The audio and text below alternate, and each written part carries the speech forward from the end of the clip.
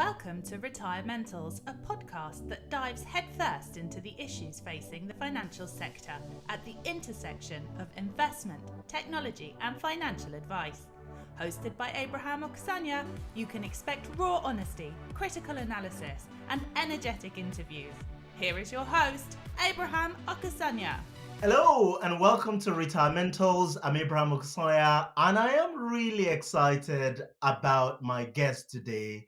Steve Rowe is a chartered financial planner and the managing director of Lucent Financial Planning, a firm he set up in 2009. Cast your mind back to 2009. This is, the death of the financial crisis, and Steve decided that the right thing to do was to set up a financial planning business. Fast forward, 12 odd years, Steve now looks after an incredible team, well over 100 million of assets. And I am really excited about our conversation today. Steve, welcome to Retirementals. Thanks for having me, Abraham. Great to be here. So, for our audience, mostly financial planners, people in the profession, give us a background. How you got into the profession.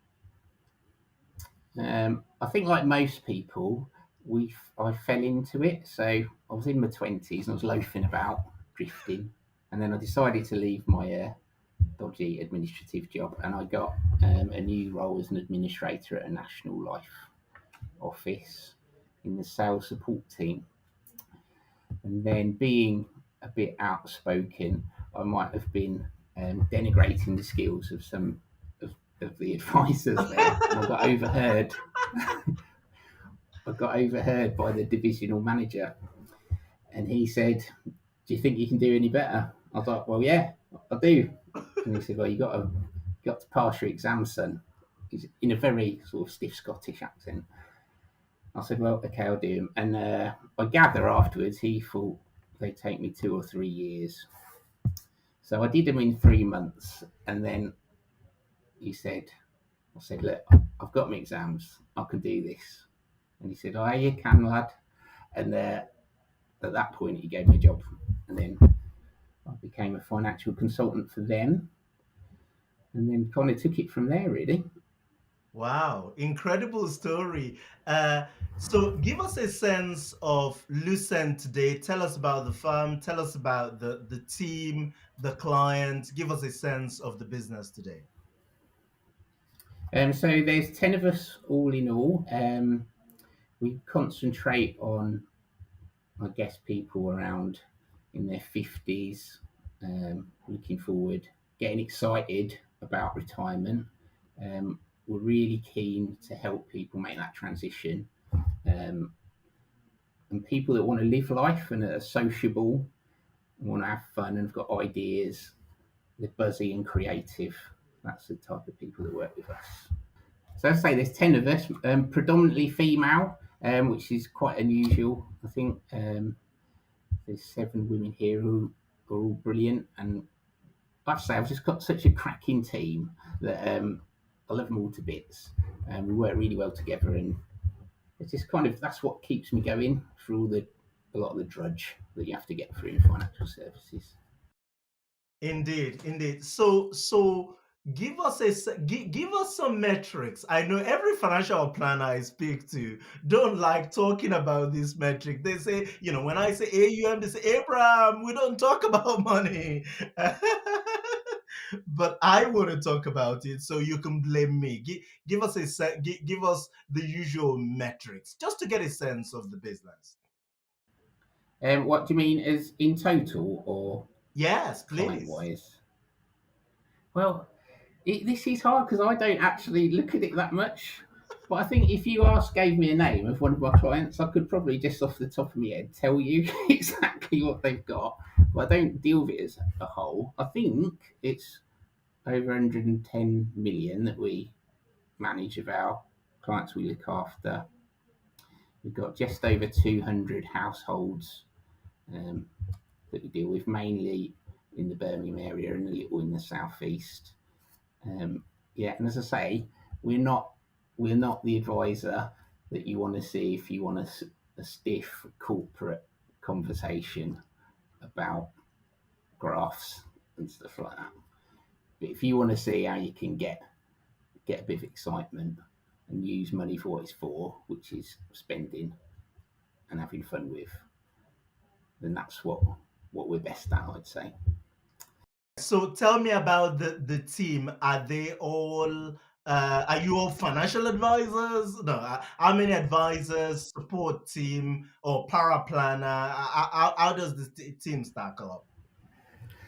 So there's me, I'm still advising. We've got two other financial advisors, one chartered, one on the way to being hopefully this year, if they get the right result. And then we've got two para planners that are both training to be financial advisors, and hope to get them doing that in the next 12 months. And then other people, so there we've got an operations director and support staff and our events manager, who is essentially entertainment for the clients. So spent a lot of time I have in the last 4 years taking people that weren't hadn't ever advised for and training them up, trying to be great advisors.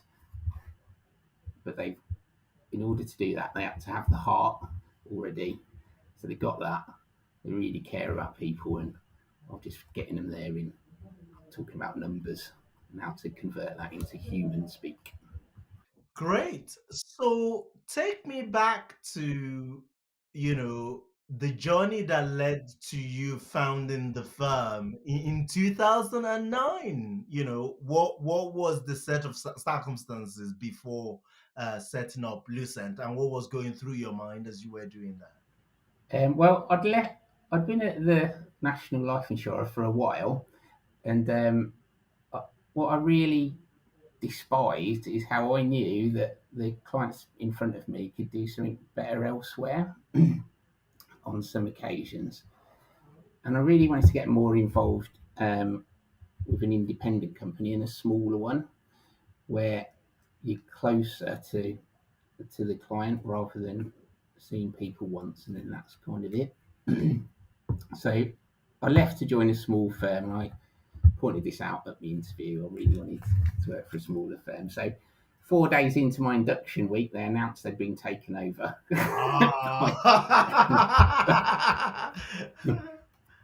And I thought, my notice period was only a month. They must have it must have been all in the last fortnight that got sorted out. So I stayed there for a year, and it just wasn't working out. I couldn't do it how they wanted. I didn't want to do it how they wanted, which is, that's your insides, isn't it? Telling you, this isn't you, Steve. So then I had a bit of a head down. Is this me? Am I ever going to be good at this? Am I terrible? What am I going to do? Because I was 30 then, 31. Where am I going to go? And then I thought, you know what? I'm just going to do it myself, and then I don't have to explain myself why I'm doing certain things. Don't have to get ridiculous looks saying, Steve, what are you possibly thinking? I'm going to give it a crack. And that's, I still get those looks to this day. I get them off my all the people that work here. But I think I am very good at thinking about situations differently. And, I am annoying to a lot of people, and they won't like how I do it. And I told someone I was going on the famous Abraham podcast last week, and they said, Steve, you're a very quirky individual. You need to be careful what you say. Which has just put the fear in God to me all week.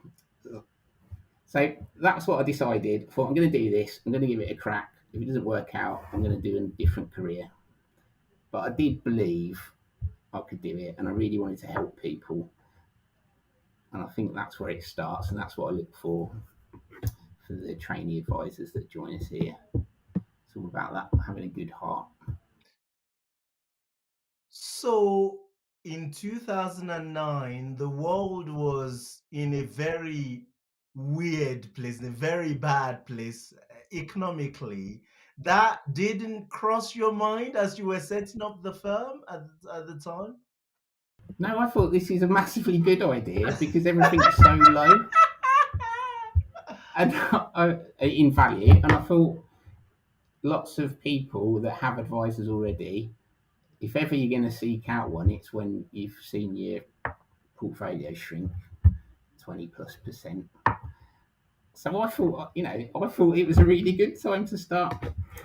But I will say, at the same time as saying that, my father said exactly the same as you did then. What are you thinking? You'll lose your house. And I thought, oh yeah, I might. But I might get a bigger one, you know. So yeah, so I just thought I'll try it and I'll get a job if it doesn't work out. But I still haven't got a job. It's 13 years later nearly. Yeah, so doing all right. I mean, doing really well, 100 million, with essentially, I don't want to use the phrase 2.5 advisors, like two advisors and then the support team. That's actually really, really good numbers. A lot, compared to what we see. I don't know if you benchmark in this way at all, no? No, well, I only found out when someone told me the other week when I met them at the award ceremony. So I don't really think about it at all. It doesn't really cross my mind. I'm marginally aware, but I don't really look at it. I'll just keep myself to myself, really. And I think that's probably how I've developed quite an idiosyncratic style. Try saying that on a podcast. Idiosyncratic. So when you think about the typical household, so you mentioned, you know, 200 households, 100 million. I mean, you can do these numbers on your head in terms of, again, average assets, that sort of thing. But how do you think about is there a typical client? Is there a niche? Is there um anything in particular that drives this client towards you, or drives you towards them? How do you think about that? So I wouldn't say we've got a niche in term. So often you see niches in terms of like an occupation, so dentists or doctors, something like that. I think we do have a niche in terms of the character of the client that we attract, that I will get on with, and they are open to new things, sociable, excited about change rather than perhaps fearing it, Hmm. and really want to seize the day, so to speak, and grab life by the proverbials and give it a real good crack. And that is definitely what I work best with, those people. Definitely what seems to be attracted to us. And we're just trying to help them maximise what they can do. Not in money, but in experience and life. And we'll help them do that as much as possible. Now, a word from our sponsor. Nikki Heaton-Jones is the Managing Director and the Chief Investment Officer at Betafolio, the high-tech, low-cost, discretionary model portfolio manager. Typical model portfolio service costs about 36 basis points. That's in addition to the funds, the platform, the advice fees. Tell us a bit about Betafolio's view and approach on fees. Well, I don't think anyone that knows us already, Abraham, would be surprised to hear me say that in a nutshell, MPS fees are too high. if you include the fund charges and the platform fee that you already talked about, we get close to 1%, I think, on average for a lot of retail clients. And that's before they start paying for the financial plan, which is the part of the service that will ultimately add the most value for them in their advisor relationship and experience. So, I mean, my view on fees and Betafolio's view on fees is that they have a real impact on client outcomes that needs attention. And that's why we're building a scalable solution with technology that will allow us to keep costs low. And I think we also should consider the impact of these fees on advisors' businesses too. Advisors need to make a profit from their work. They need to have a viable business, and their cost bases have been rising because of regulation, and the more cost they have to pass through to their clients for overcomplicated services in turn puts pressure on the advisor's own fees and ultimately makes it not possible for them to run a good business. So fees are really crucial, and I'm really happy that we're in a position to be having a positive influence on the trends in the market. Good stuff. Thank you, Nikki. So talk to me about how those clients find you. Do you take on many clients? Let's say in the last 12 months, for instance, do you take on many clients? How do they find you? Do you do any marketing? How do these clients find you? We probably take on 2 or 3 new clients a month. I've been taking on less. I'm pretty much full. But the other advisors in the team, they're obviously a lot younger than me. They're still open for taking on clients. We do some marketing. I think mostly how we get clients is through the events we do, where people bring along friends. So these events, we do some traditional like seminars, like what to do in retirement, investment seminars, that kind of thing. But by and large, we've got a number of clubs that we offer. So we have, for example, a walking club. So each month we go for a walk with a load of our clients, and then they can bring people along, and then just through that chatting, we tend to get referrals. We have what is euphemistically called the Lucent Boozing Club, where we go out and try different types of events, like real ale night, gin night. We did wine and curry last year. And we just have this open thing, like, if you're worried about a friend or a family member, we're going to help them, because we're worried that you're worrying. Don't want you to worry. So let's get them in. If we can help, great. If we can't, it doesn't matter. They can have a gin on us, or a walk if you're more wholesome. So that's how we aim to meet people, and that's part of our whole sort of ethos. We talk about lifestyle planning. We're going to help you do that as well, and that's the funniest bit for us, getting out and about with our clients and realising by speaking with them what they really like, what they really love to do, because you can't get that in a meeting when you have to go through an attitude to risk questionnaire.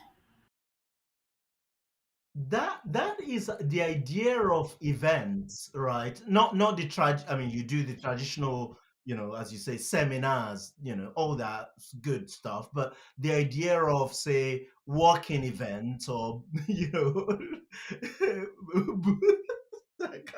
I can't boozing events. That's actually quite unique, right?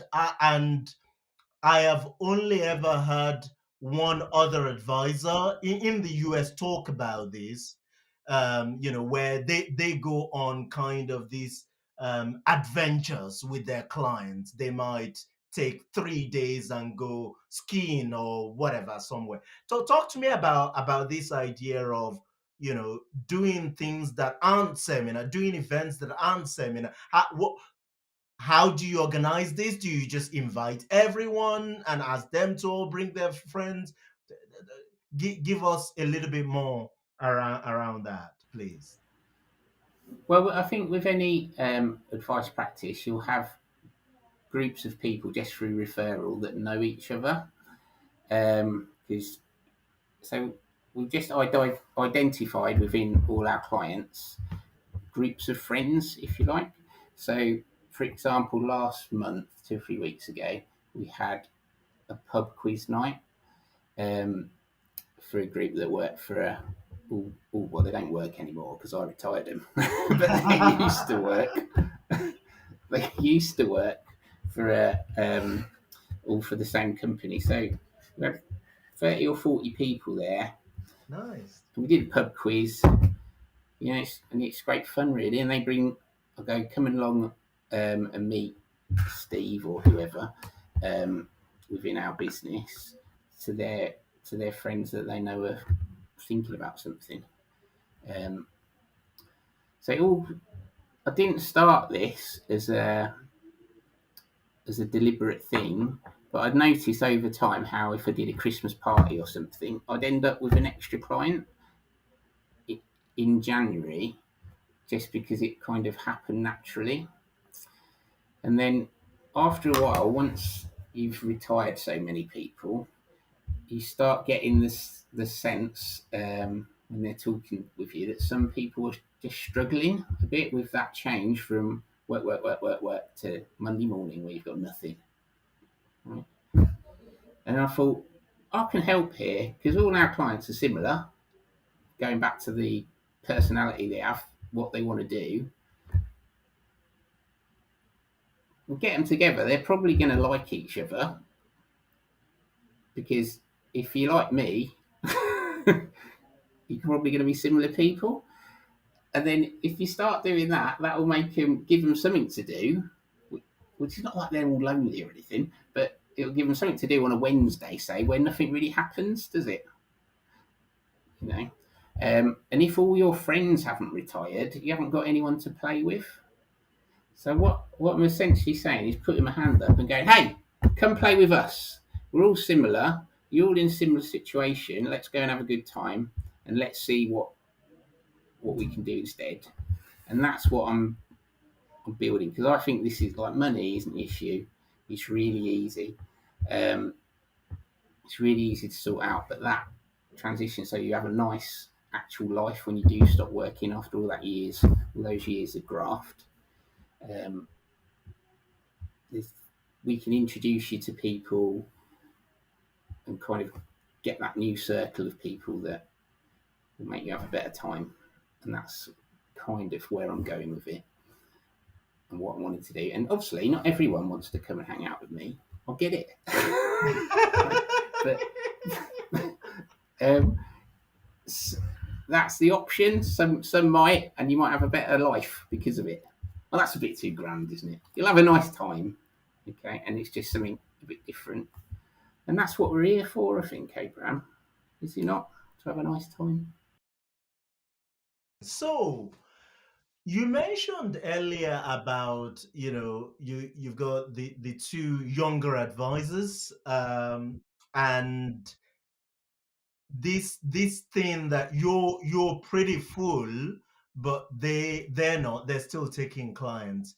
Isn't that a an upside down way of doing things, right? So again, this is different than what I tend to see in the industry, so that they typically the senior advisor, I don't want to use the word the older advisor, but because it's not necessary, but the senior advisor tend to drop, again, I'm using all the wrong phrases here, right? All the wrong words here, but they tend to pass on their least profitable client to the younger advisors so that they free themselves up to take more profitable or bigger size portfolio. Is that what's going on here? It doesn't strike me like that's what's going on. Well, to a certain extent, because obviously I want them to be able to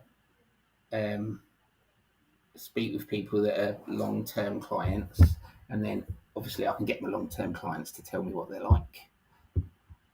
Sneaky, yeah. And so you have to a certain extent, but I love advising. That is what I'm good at. I'm not probably good at anything else. I love meeting people, finding out about stuff. I do consider myself like Neo from the Matrix. I can see what they should do when they're telling me, and I can concentrate then on the harder stuff, which is working out how we're gonna make them happy, and that's what I really enjoy. So I also want the advisors here that we've trained up, want them to be able to do that, and be able to see the transition in people from perhaps stressed out, nervous wreck to post-retirement at Lucent Boozing Club, how relaxed they are and how much better they feel about life. Because if you just meet them once they're done, you don't see that change. And I think that's, as a business and as a person, what I want to do is help change people to be happier. That's the big word, happy. All right, so I'm going to move from all of that wonderful stuff, nice, talking about people, the difference you're making into in their lives, to the dirty word, fees. Talk to me about how, what the fee structure looks like. Well, we have a financial planning fee, and then that's a flat fee, and then we show people how we do it, how we work first before they're kind of on the hook with that fee, and then we have a percentage initial fee and ongoing as well. I'm loving the flat fee thing. I'm working out a way to transition to that in the next year or two, so I'm totally on board with that. It's just not sure how to do it yet, but I'm getting there. But does it matter though? I think we spend a lot of time. I mean, as you know, I'm a big fan of flat fee, but the client, the percentage fee, the client knows what it is. They agree to it. You report it to them annually. And of course, if there's a conversation, I mean, we always have that conversation about reducing fee, right? If the goal is a lower fee, then of course you can agree something. But other than that, do you think we get too hung up on the framework, flat versus percentage fee, or not?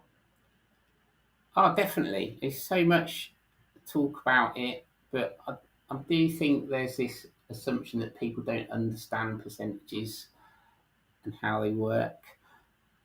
But then I think it isn't that hard to work it out. And they are presented. I think we have to present them, don't we, in percentages and pound figures. So I think people do understand. I think it's a lot of talk about stuff that is quite a minor point. And I think there's so much more struggle in people's lives and how they accept our service and do what we want to do for their benefit.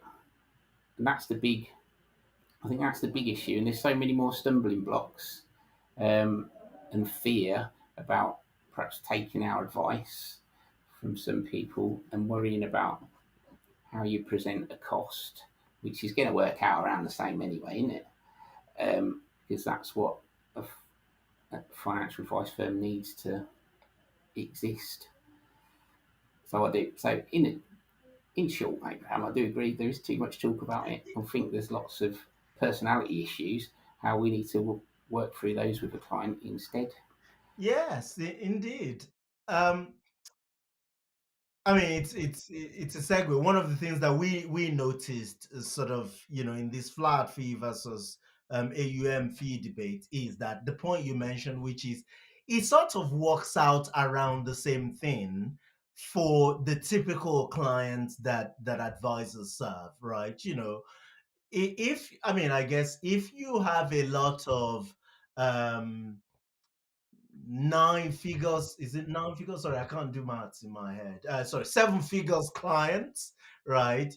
Then maybe it's skewed. But the typical, I mean, this is the thing. If you look at data on platforms, even the the big ones, say let's say Transact, for instance, the average advised client has about 250,000 pounds, right? Now, some are going to be more, maybe some less, but it's sort of, you know, sort of averages around that area. And so, you know, uh, the fees tend to converge around the same. Again, I know that there are outliers and indeed, there are cases and scenarios, for that sort of thing. But anyway, I'll get off my um high horse about fee. Okay, so right, so this is the junction. I ask you about your tech stack. So tell me about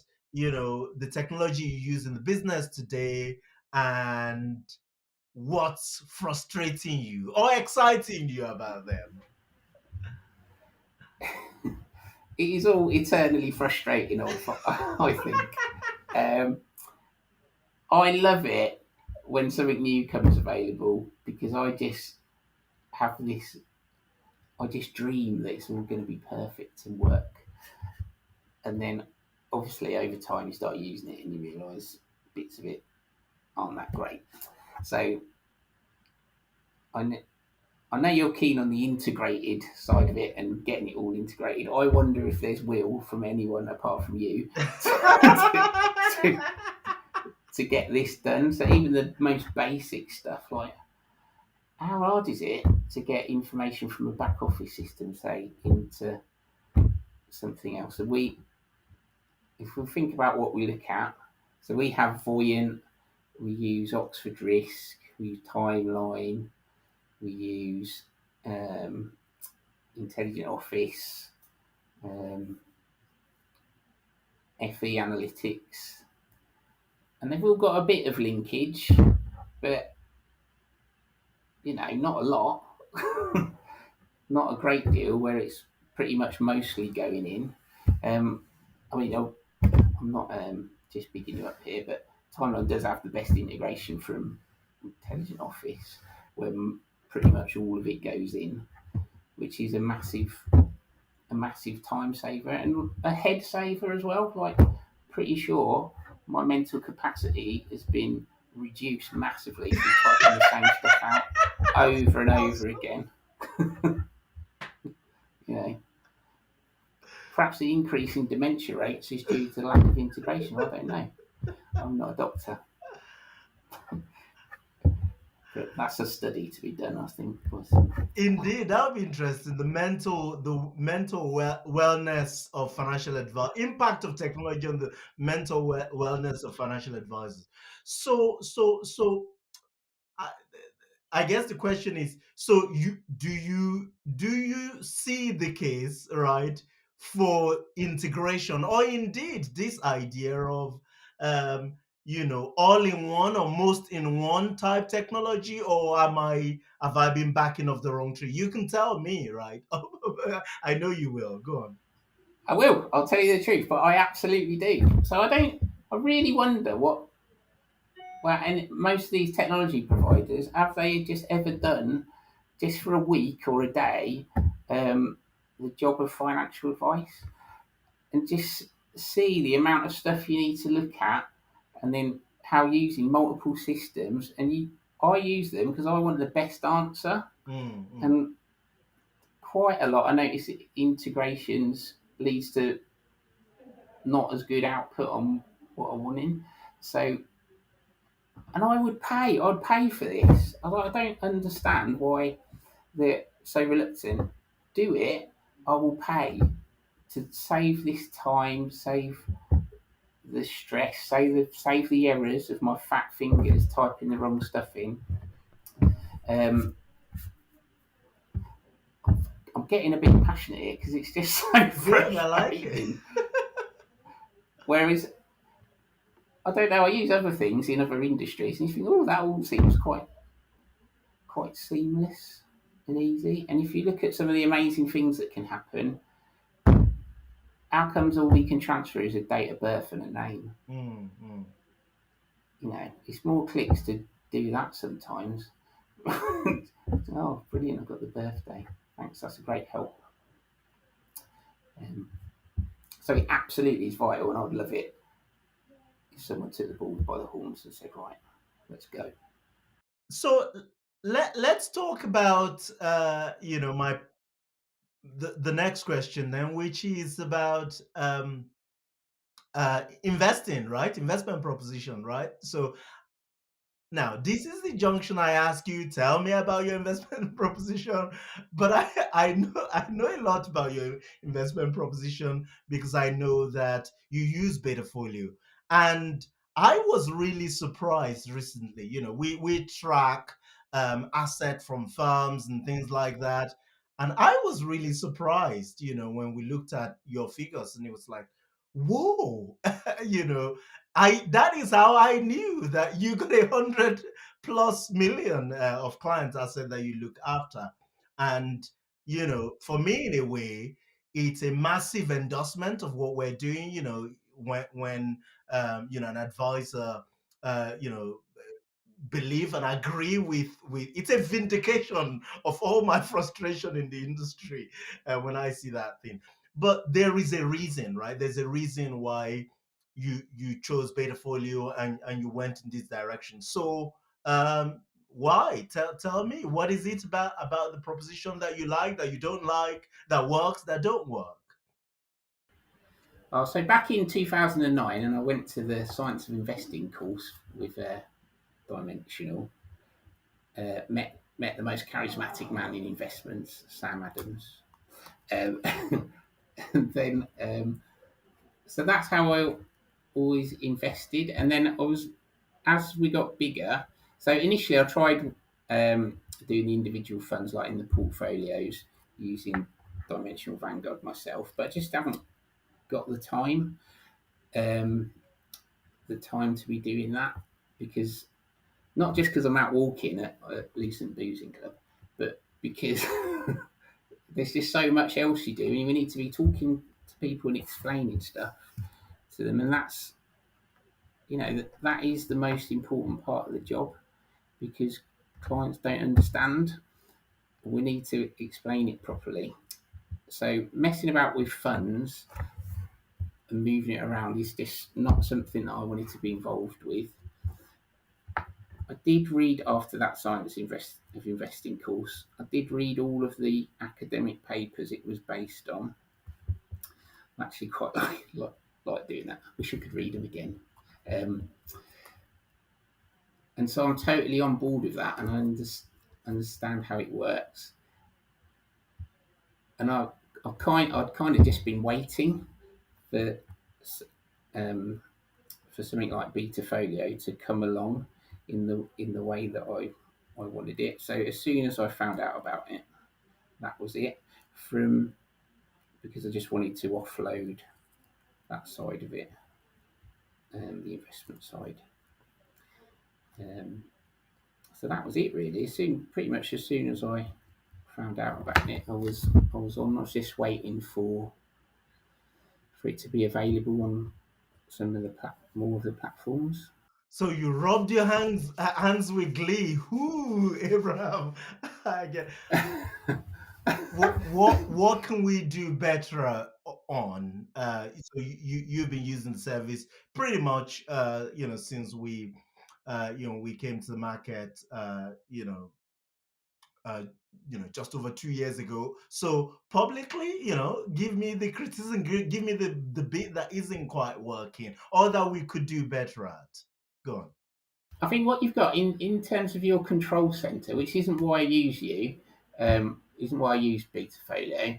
I use it because of the portfolios. But kind of when you see something good, you want more of it, don't you? Yeah. So on the control center, I can see the drifts of all of my clients but only if they're on Transact. Yeah. Right, so that kind of thing would be good to see. We use 3 or 4 platforms. It would be good to see across all of it. And going back to linking, I do worry about. I don't worry about it, but how the rebalancing works, because I know all different platforms do it differently. So when you reach the 10% drift, but I know that'll trigger on one platform, but on another platform there'll be different start rates, start points. So I know that's not something you can do really, because that's the platform side of it. And unless we moved everyone to one platform, which wouldn't be right, that might be impossible to solve. But in terms of the control center, getting that better and where it perhaps downloads from platforms, which I know is incredibly hard, and it's easy to say, isn't it? Yeah, no. The integration side of things is just a, so the bad news, right? The integration side in the entire industry, especially with platform, is just a massive ball ache. But don't worry, it's where we're spending a lot of our time and resources, and so I am confident, especially, I mean, when it comes to things like tracking drift within the portfolios and showing them on control center. I think we've got that nailed, and you will see a lot of that coming, um, in the coming months, and stuff.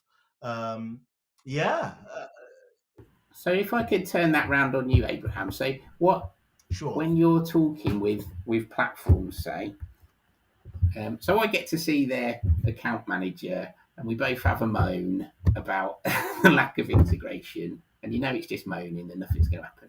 But you're speaking Yes. them at a level where, probably with decision makers, what is the reluctance? Is there a reluctance, or is that just something I've? No, I don't actually think it's a reluctance, right? Everybody seems to acknowledge that this problem exists.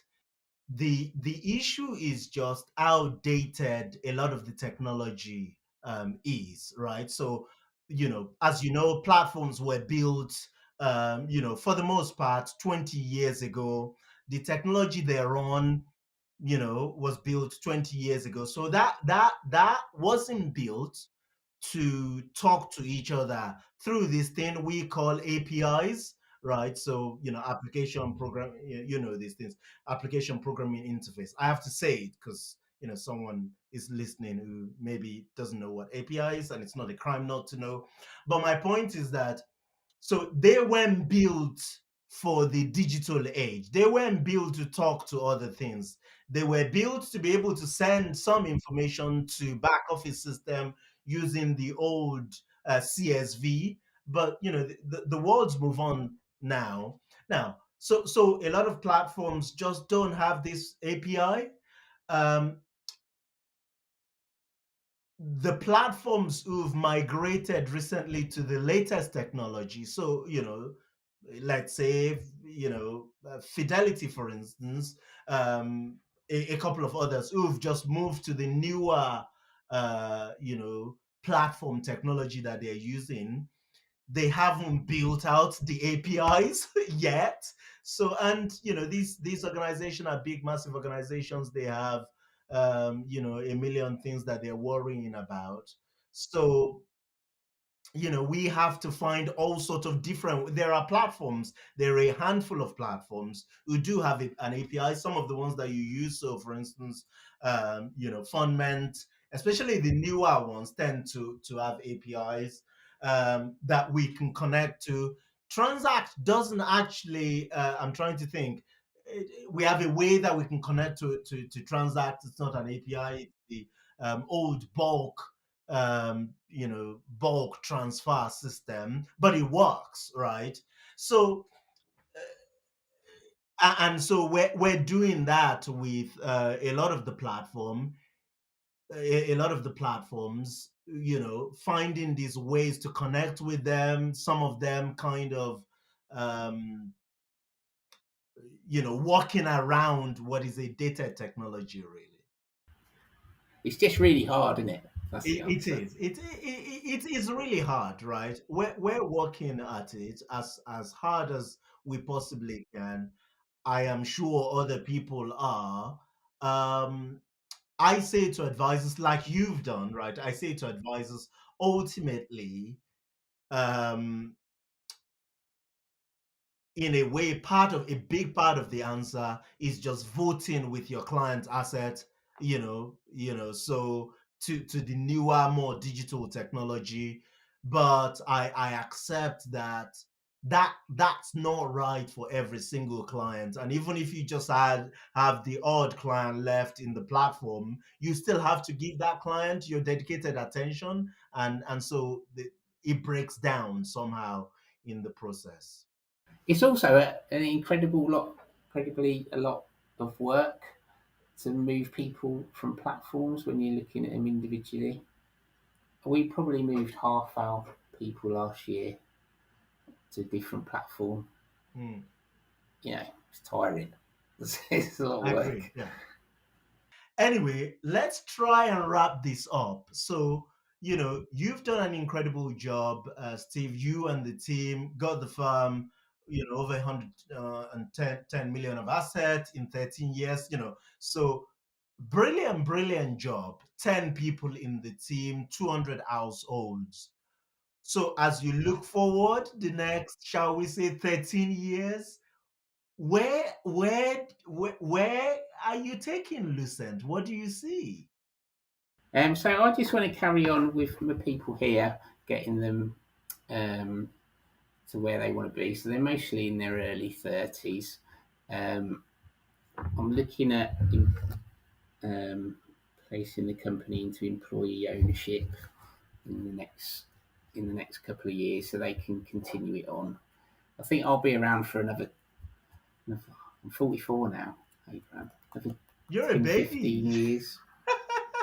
Yeah, just my flabby face makes me look a lot older.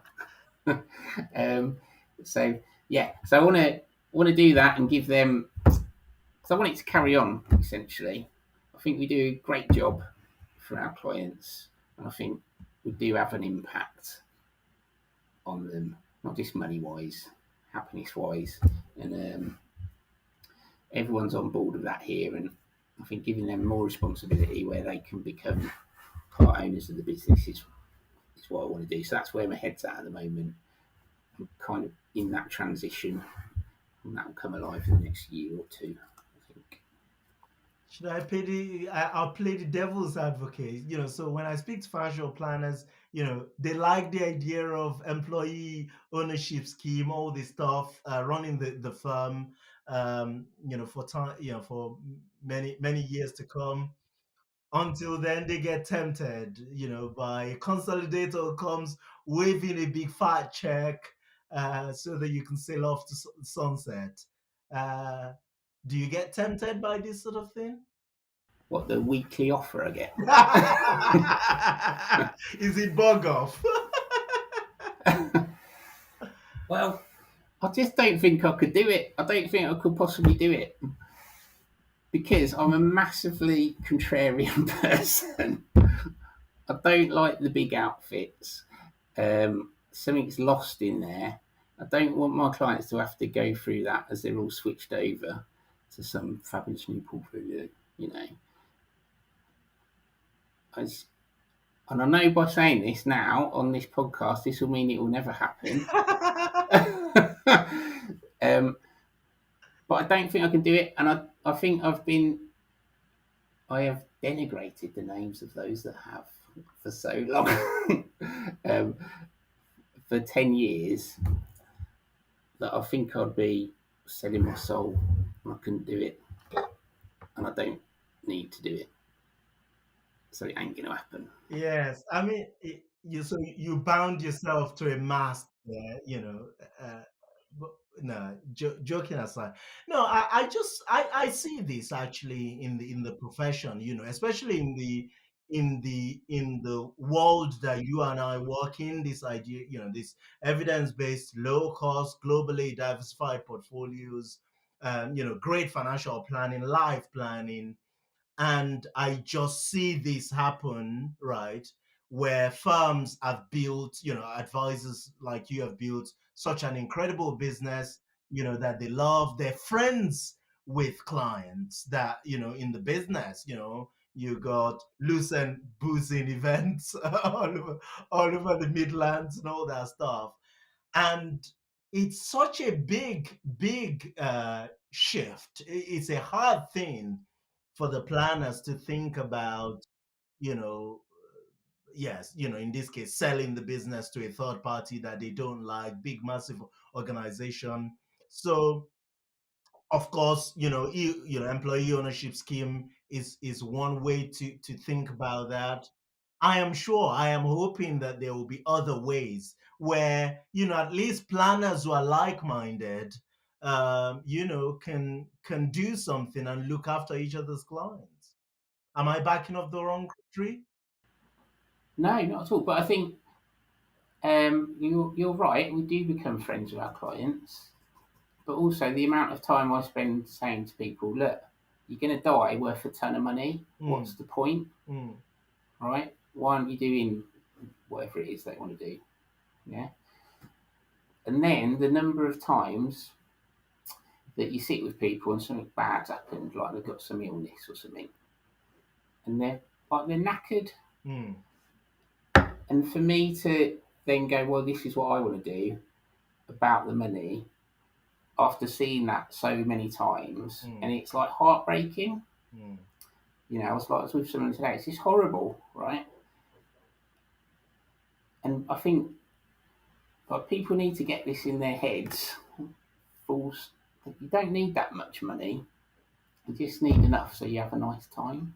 And going after it and doing things you don't want to do, it ain't worth it. Don't do it. That's my kind of opinion. Got to be emotional there, didn't I? I'll put on the video. Brilliant stuff, and a great way to wrap up the podcast.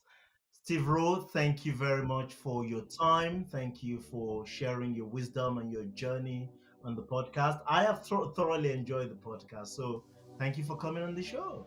Thanks very much. It's been great.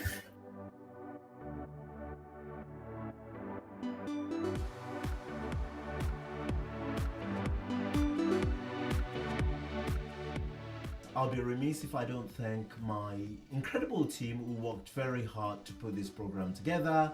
Thank you very much, guys. I'd like to thank our sponsors, Timeline app, the retirement planning software, and Betafolio, the high-tech, low-cost flat fee model portfolio manager.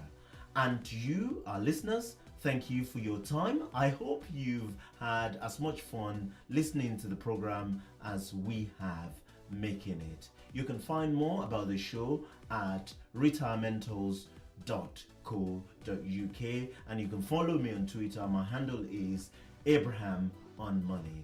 Until next time, thank you and goodbye.